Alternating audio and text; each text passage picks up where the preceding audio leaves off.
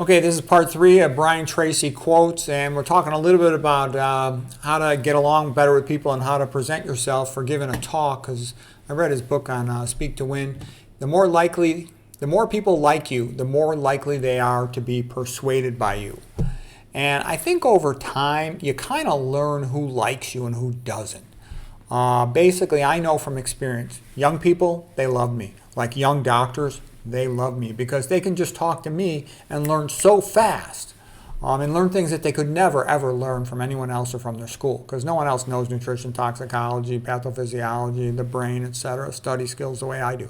So they love, like you put a young doctor around me, they'll follow me around endlessly. They'll beg to follow me around more.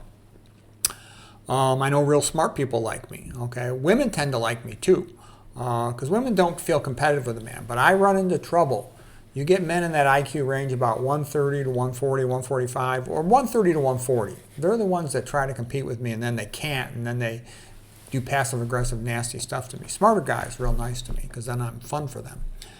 Anyways, you want to try to present yourself in such a way that people like you more, just because they'll be more likely to be nice to you. They'll be more likely to be persuaded by you. But over the long term, people that don't like you, all you can do is avoid them, because they're never going to like you. Trust is important, so maintain trust in relationships. Brian Tracy, intelligent behavior is behaving in a way that helps you to achieve your goals. Yeah, so what I'll do is when I find myself in a setting where I think people are not going to like me, I'll just try not to talk.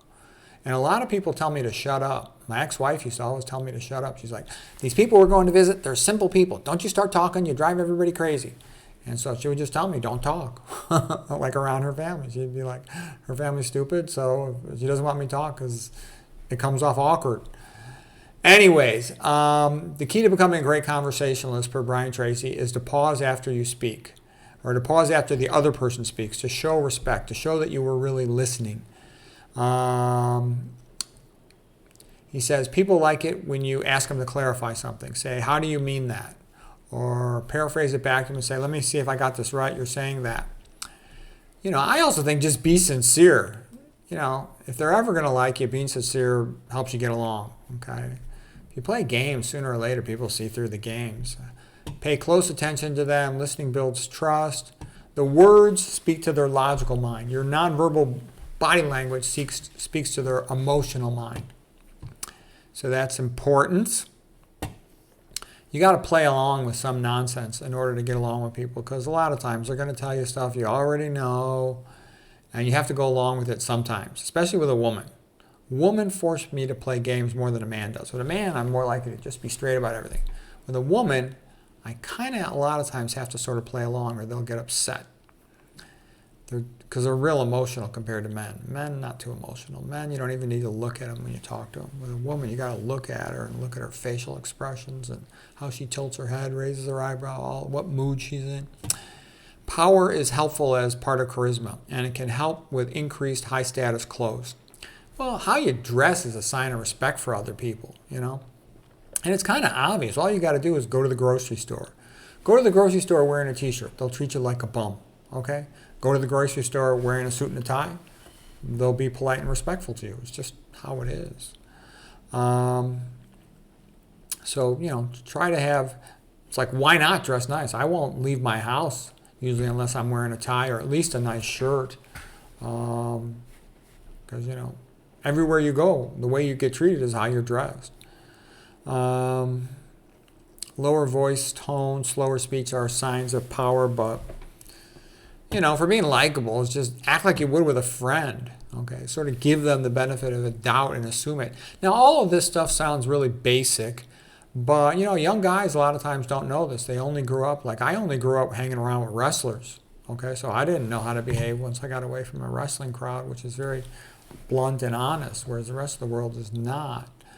A good thing, I think, too, is if you have a good attitude, it reflects in your body language. So try to get yourself in a good attitude when you approach a situation and other people.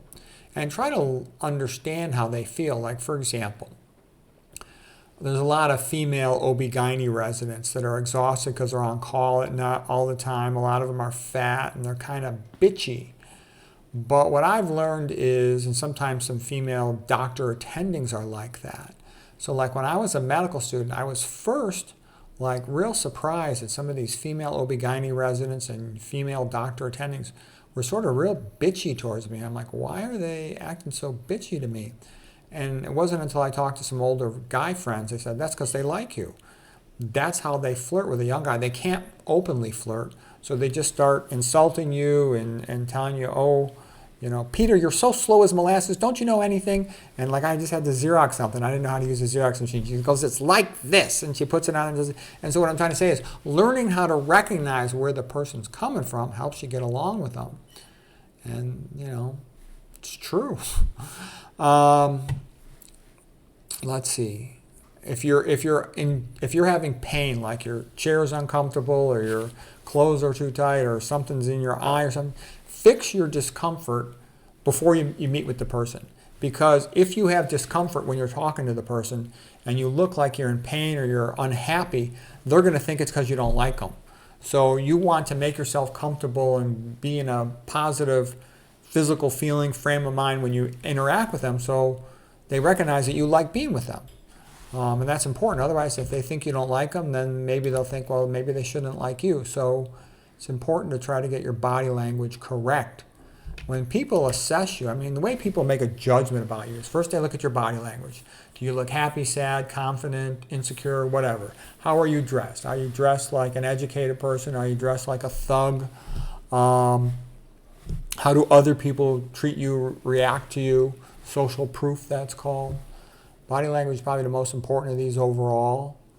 You can improve your appearance pretty easy. Lift weights and you'll look stronger.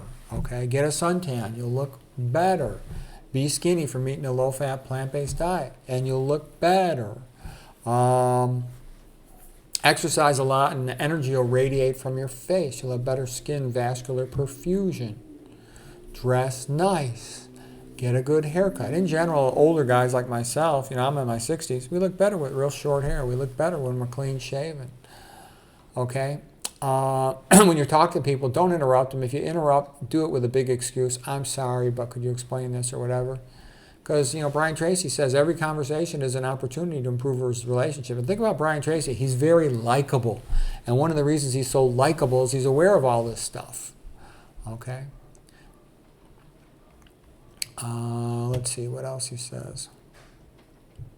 He says also something called a third-party make-a-friend technique. He says, if you talk to a person who you know is friends with somebody else, you can tell them something nice